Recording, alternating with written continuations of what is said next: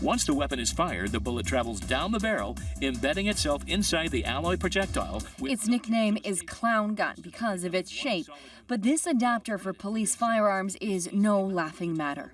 Once the projectile impacts the threat, it will send a shockwave of pain to the suspect without the internal damage that a penetrating bullet would cause.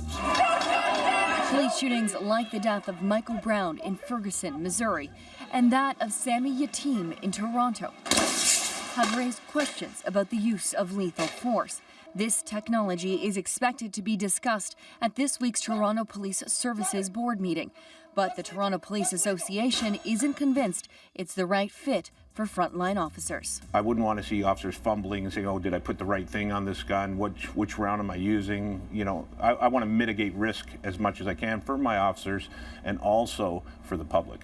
The Clown Gun slows down the first bullet fired by about 20%. The remaining bullets follow at normal speed. You want to neutralize the threat, and you will continue firing until that threat stops. So that's part of the training, and that's what police officers are taught, and for good reason. I'm sure that there's a potential use for this. Former police officer Michael Harvey says the average person can travel about 6.4 meters in less than 3 seconds, about the same time it would take for an officer to apply the technology to their weapon. So if they were to attack or charge, in my opinion, there'd be very limited time to get this device on, applied to your gun, and fire a round that was meaningful.